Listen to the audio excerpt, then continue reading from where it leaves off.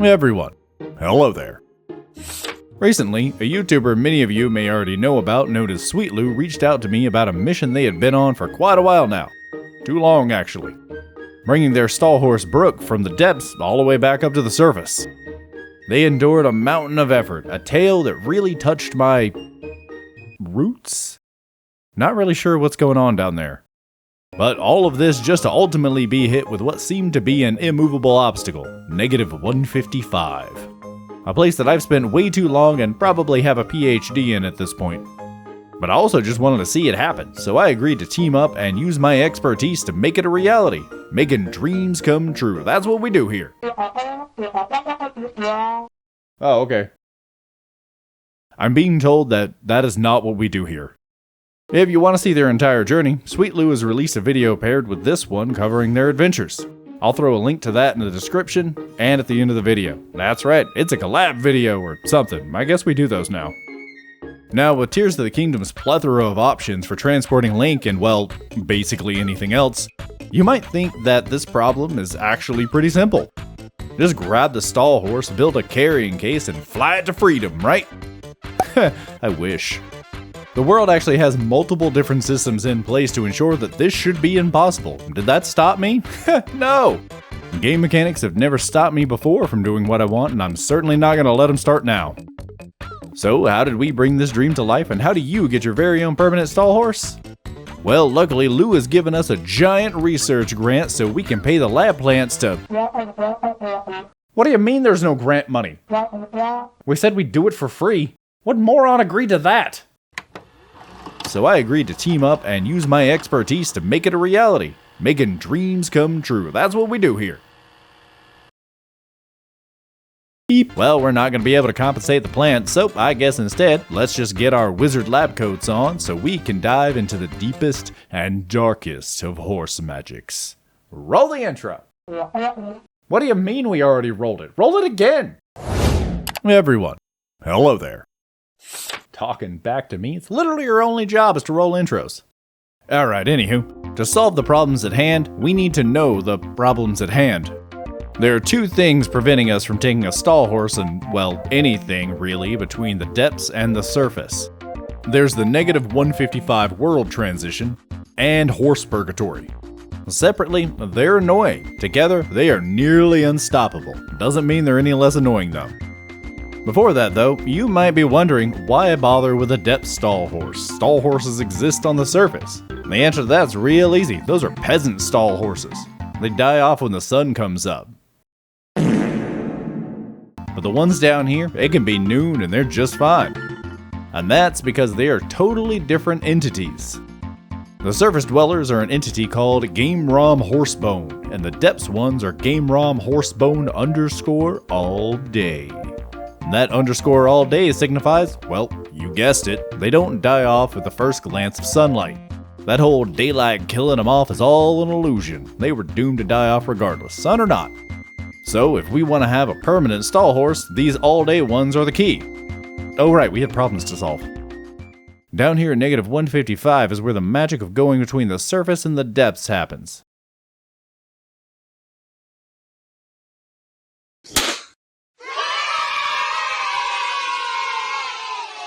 That was amazing, wasn't it? Should've sold tickets, it was so good.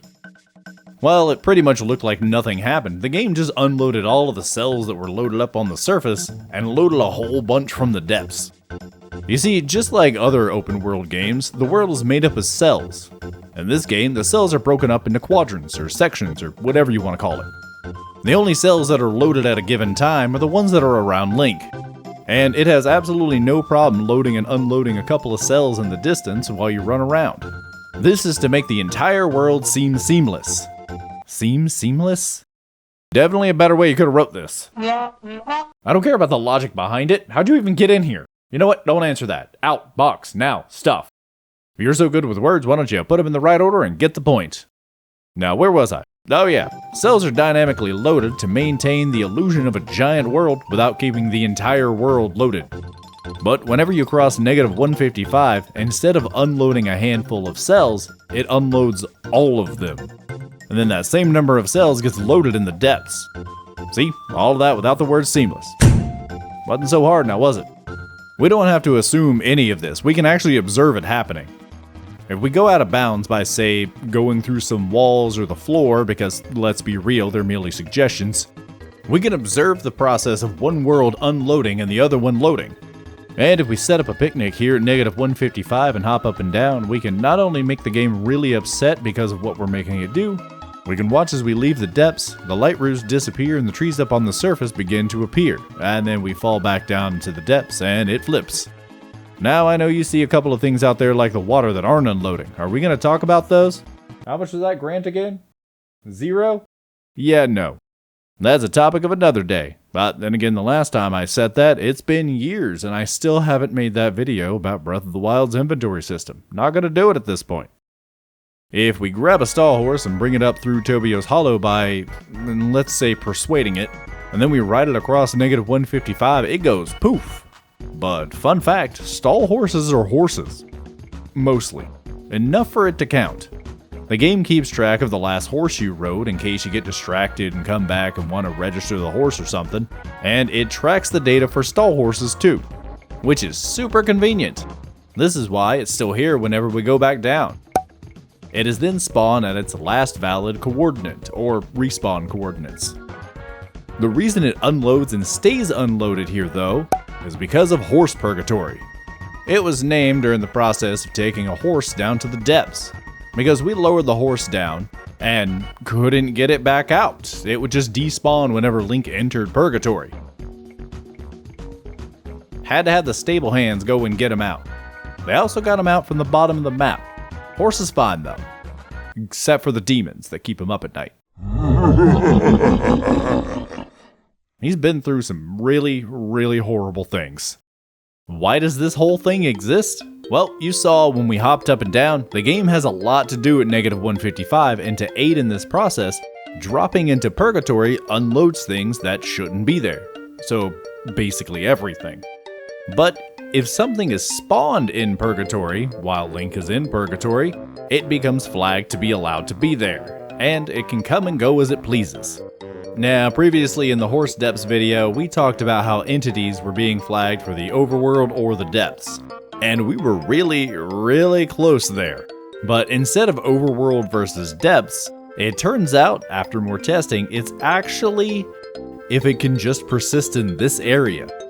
If it exists in the depths, it can exist on the surface, and vice versa. So instead, the flag is more like, can it exist in Purgatory? So, for this confusion, we are going to personally apologize to every single person that offended. Yeah, this list is too long, I'm not doing it. When we wrong warped a horse in, it spawned in with Link. And because Link was also in Purgatory, it was treated just as if we spawned a hoverstone. Hover horse. Purgatory runs from -155 up to... it depends on the hole you're closest to. Tobio's Hollow is around 50. And when we're real close to where the -55 threshold is going to be, it's closer to 30. So it does fluctuate depending on where you are and where the holes are. We can use all of this information in order to work around each of our problems. The two big takeaways from this are, Stalhorses by nature are not Purgatory entities. Go figure, no surprise there. Bringing a Stalhorse up through Tobio's Hollow yields the expected result. It despawns the Stalhorse when we hit -155, and it doesn't spawn again because it's not allowed to exist in Purgatory. The second takeaway are entities spawned while Link is in Purgatory are Purgatory entities. So, in theory, if we can get a Stalhorse above -155 and wrong warp from the surface to Purgatory, the Stalhorse should persist, right? Well, you've already seen the footage of me riding around during the day on the surface, so enough beating around the bush. Why is that even a saying? Google, tell me. The origin of the idiom beating around the bush is associated with hunting. In medieval times, hunters hired men to beat the area around bushes with sticks in order to flesh out game taking cover underneath. Huh. Well, I have absolutely no reason to try and fact check that. I'm sure the comments will do that for us. Anywho, let's get you a Stalhorse. Step 1. Get a Stalhorse from the depths, obviously. Unless you skipped up to this point, and then you might be a little confused as to why we're grabbing this guy. Step 2. Get to the construct factory / Tobio's Hollow hole.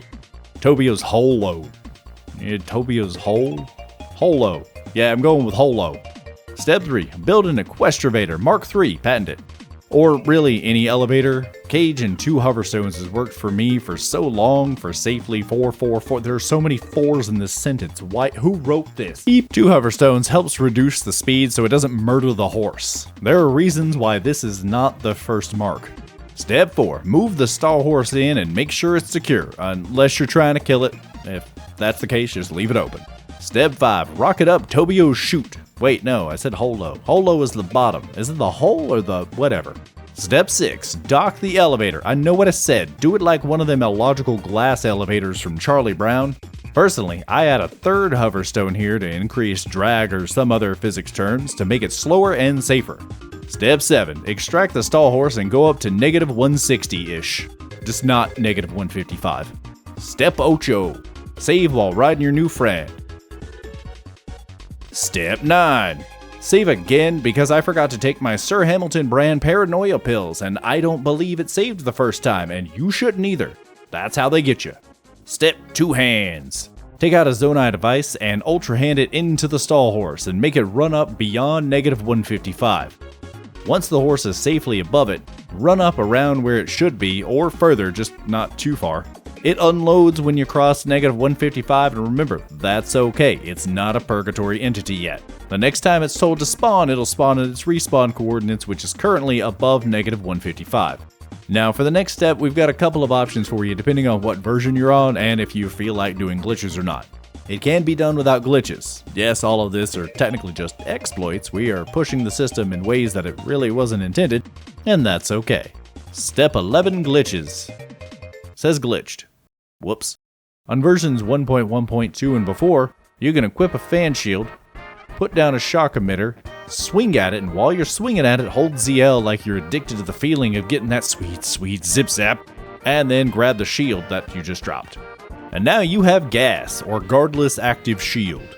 The important thing here is with gas, with a fan or with a light, but fan is way more useful, Link's last valid coordinate or his respawn coordinates do not change. So head down into the depths and ascend.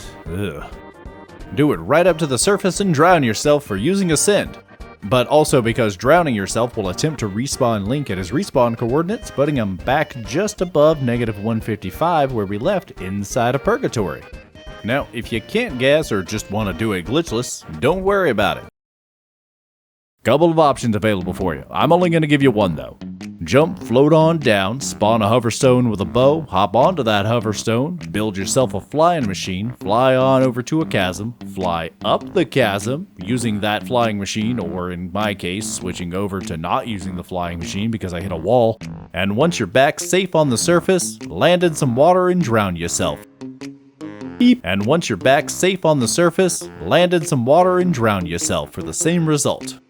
Both of these exploit the system in the same way, getting really far away without the respawn coordinates changing and forcing a warp back into Purgatory, which makes the game unload all the cells of where you were and load in new ones of where you're gonna be.